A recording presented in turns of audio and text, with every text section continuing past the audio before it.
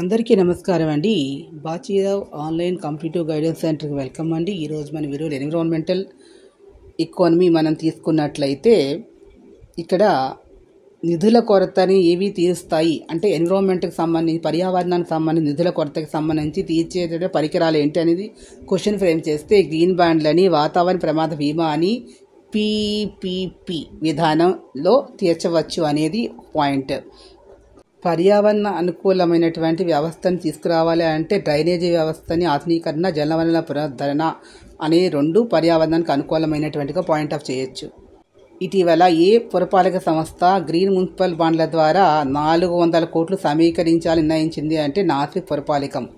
ఇక్కడ తీసుకున్నట్లయితే పింప్రి చవాడ్ పురపాలక సంస్థ ఎన్ని కోట్ల గ్రీన్ బాండ్ జారీ చేసింది అంటే 200 కోట్లు జారీ చేసింది అనేది.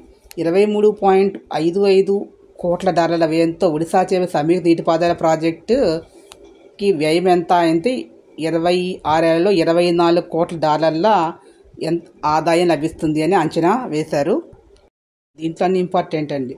దీనివల్ల ప్రైవేట్ ఫైనాన్స్ అనేది దేనివల్ల పెరుగుతుందని ట్రిపుల్ వి విధానాలు అనేది. ఇదే కాకుండా యాక్సిస్ బ్యాంక్ అని అంతర్జాతీయ ఫైనాన్స్ కార్పొరేషన్ 50 కోట్ల డాలర్ల క్లైమేట్ లోన్ అనేది భారత్ సమకూర్చింది. ప్రైవేట్ కంపెనీల కార్పొరేట్ సామాజిక బాధ్యత అయిన సిబ్బంది శిక్షణతో పాటుగా పర్యావరణానికి అనుకూలమైన వాడికి ఎక్కువ పెట్టుబడులు పెట్టడం అనేది కూడా ఇందులో భాగంగా ఉంటుంది.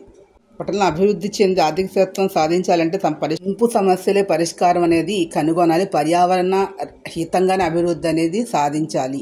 కొన్ని ఎగ్జామినేషన్ పాయింట్ ఆఫ్ వ్యూ క్వశ్చన్తో నింప అట్లీస్ట్ 2 క్వశ్చన్స్ అయినా వస్తాయండి స్టేట్ అండ్ సెంట్రల్ సర్వీస్లో. సో ఈ వీడియో మీకు నచ్చిన please subscribe my channel. Thank you to all.